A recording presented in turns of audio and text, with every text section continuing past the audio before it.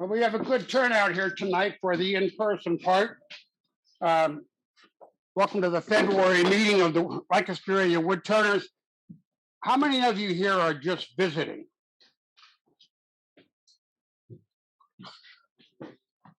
I say just, Thomas. I know you're I visiting. feel like I'm just visiting every Okay. I don't know how many of our new members we have that we've had membership or members join since our last meeting, or actually during the last meeting. Anyhow, we have What do you want? You want the audience to see that? we have 3 new names to add to our membership. We have Dan D'Antonio. He's not here. Maybe he's at home. John DiBenedetto and Bill Heat. Bill, Bill, you're from here in New Holland. Yes. Can you say a few words about yourself? I mean, how long you've been turning? What kind of lathe you have? Yeah, right. You know what smoke wood is? He knows better than I do. I'm just starting to turn. I've only done it a couple of times, so it's really learning. Great. Welcome to the craft show. Look forward to having you participate with us on a regular basis. If you have not signed in and gotten a name tag, even if you're only a visitor, if you could please sign in over here sometime during the meeting, trying to keep a roster of those who come in person. Mike Junkhurst. Yep. Is there any update on the Amtrak display? Oh, no, they haven't gotten back to us yet. Okay, I didn't know what the time frame was they were looking at. I think we'll probably hear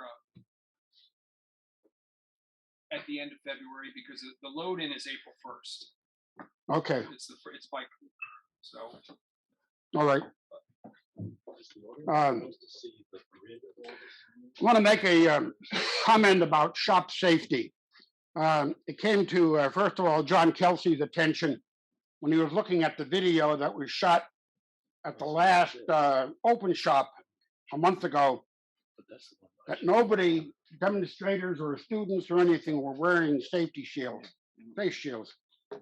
So we have purchased 6 safety shields. There's 4 back there on the wall and 2 up here. If you are actively involved, whether you're the turner or the person hound dogging over their shoulder, we want you to have a face mask on. You're certainly welcome to bring your own, but these are all adjustable and they're certainly nice and new. Barry, can I ask a question about that? What do you think about safety glasses versus safety shield? Because I have prescription safety glasses with side shields on them that I use whenever I turn, and the safety fogs up so badly. Right. The glasses that I can't necessarily see all the time. So.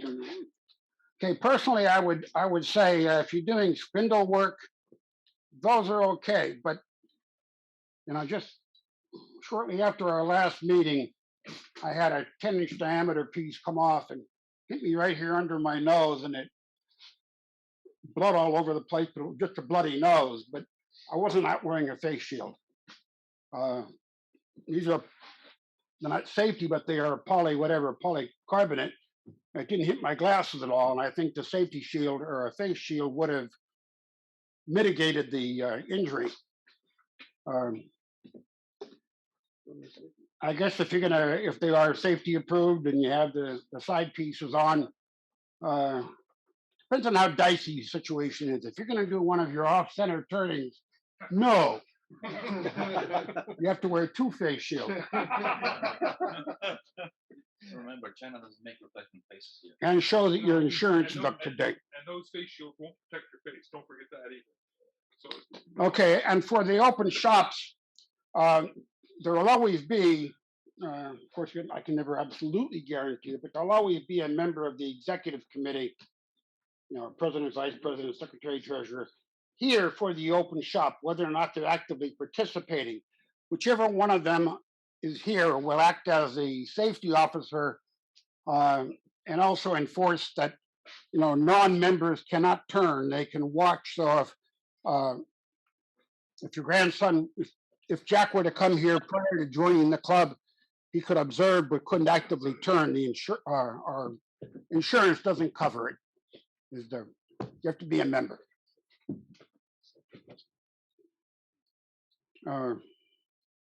Open shop. Speaking of open shop, it's just 4 days away this Saturday from 9 till noon.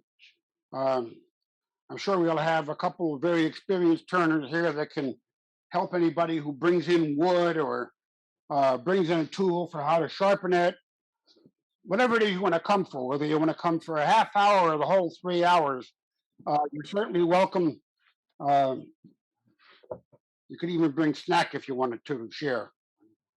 But I think I'll be here.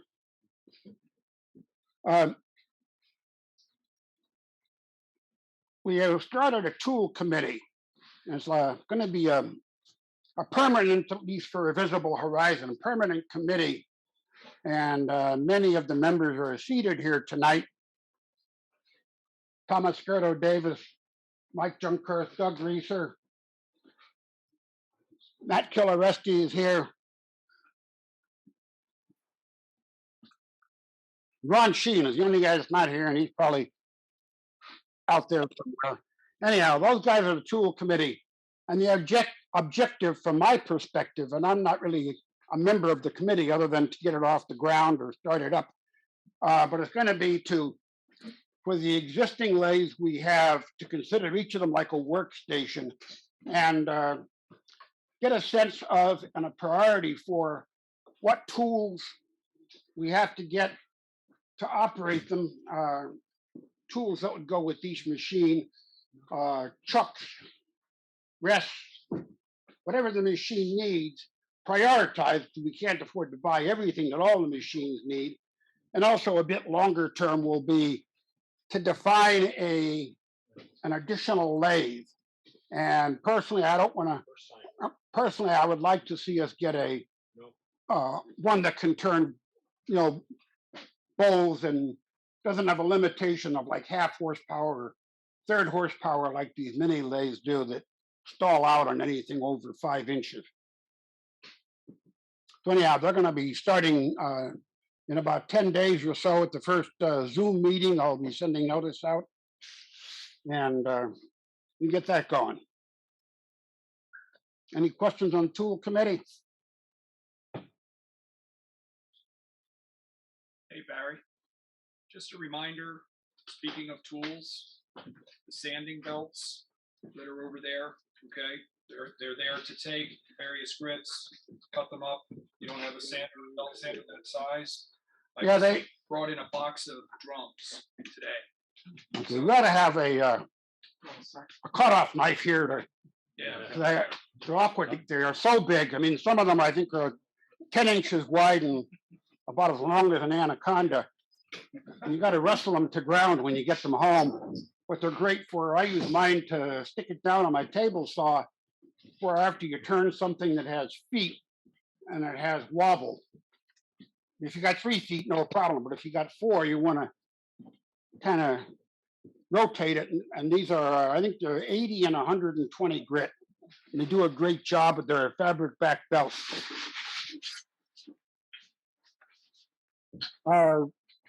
John, if you want to do the treasurer's report and AV report. Yeah. Let me see. First, the AV report. I've succeeded in replacing myself as on the AV setup. As you can see, Peter Caddick and John Ziegler have taken it over, and they've done a very fine job. They've revised the setup, improved it considerably for. Just a second. Am I on mute? Can you hear me? We can hear you. We can hear you. Just great. Yeah, I'm sorry. I got a confusing message on my screen. This is the first time I've done this from here. I'm usually on the other end of it all. So I really feel great about these two guys taking over the setup at the club. I'll continue to do coffee hour and do that either from there or from my home. But the club setup is now in very good hands and seems to be working pretty well. So that's that part of it. There's always a need for volunteers to learn to run cameras and get involved, and you can talk to them about that. I'm going to start switch to my hat though. My actual officer hat is treasurer, and I'm just going to give you the current report. We began the year with $6,375.71 in the bank, plus $100 in petty cash, and we had 100 members. And I'll say a little more about that in a minute. In January, February, we took in $809.10 in dues income, not counting anything that showed up tonight at the meeting. And we had expenditures totaling $1,840.42, which was $1,000 to CrossNet donation in lieu of rent. That's the local charity that helps the homeless that Kaufman Kitchens asked us if we would,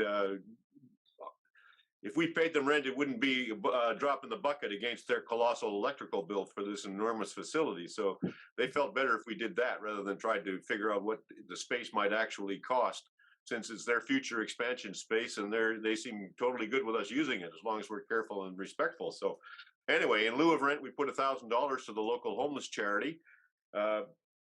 We bought the 6 face shields for $219.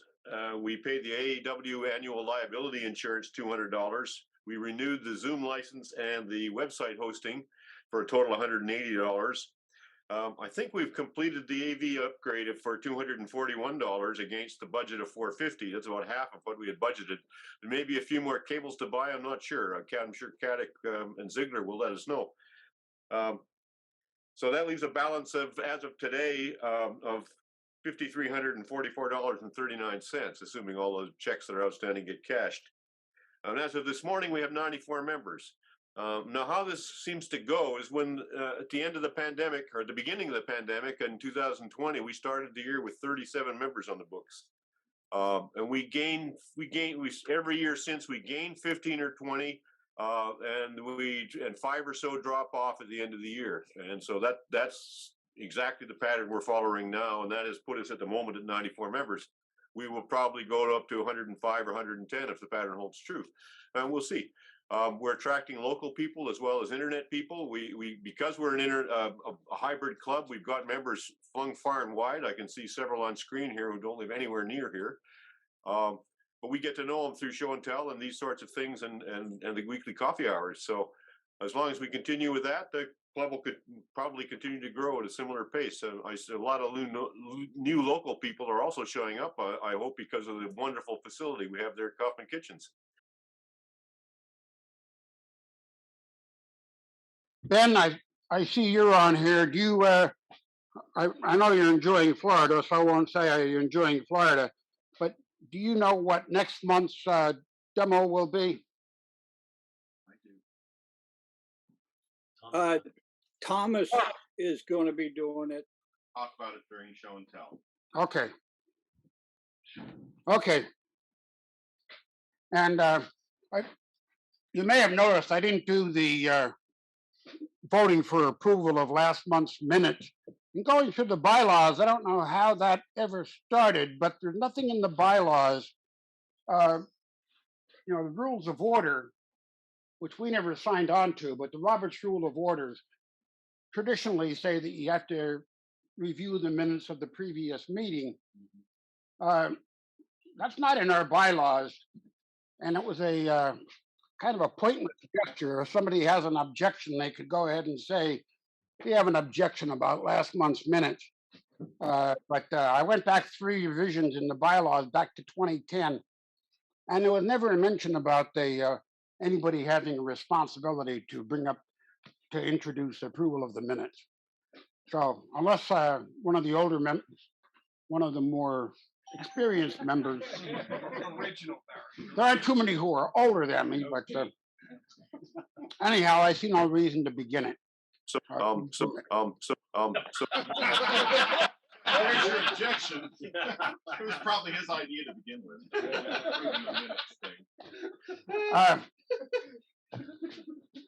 And that, since we got the numbers out of the way, that concludes the business portion of this meeting. Thomas? Yeah, can you just mention one thing, because we have some new members here, that there is some, I noticed there's some wood over here. Do you want to explain the whole wood concept about taking wood, donating? Anyhow, we could use some wood donation for resale or for sale, for members to donate to pick up a piece of wood, not just to carry it out, but hopefully they say, oh, it's a piece of wood I'd like to try and turn. and they get it home and turn it. I have quite a bit at home that I'm letting it dry by and large, but I got copper beech, elm, and pear that I've in storage, and I painted the ends with anchor seal. That some of it is about 18 inches in diameter. Well, it's been split in half. I don't keep anything whole for doing vessels, but it's all split for bowls. I'll be getting it up here, and we'll be selling it by the piece. And we had just been asking for like $1 a piece, but honestly, if we get some of this stuff like pear and a burl or something, we're not going to let it go for $1. It's not going to cost a lot of money, certainly cheaper than buying it on the market, but we'll look forward to that. And in addition, I'm donating a CBN wheel and some Woodturners grit. I don't know where it got to. Anyhow, I have an almost never used 8-inch CBN wheel. Does anybody here not know what a CBN wheel is? It's on the floor. It's not these. Barry, It's on the floor right here. Oh, and this $1 can get you this. They're almost unused. I just don't. I prefer using another mesh. This is an open mesh, double-sided sandpaper from 180 to 600 grit. $1, they can take that home. I'll give you 5. You can give it, well, Sold. Barry's owns it now. So looks like. anyhow, this is a CBN wheel here. The CBN is cubic boron nitrate. It's this particular one has it on the sides too, so you can do a skew on a flat grind. You don't have to do a hollow grind like you would normally on the face. But the reason I'm getting rid of it is it's almost like new. And they don't theoretically they don't wear out.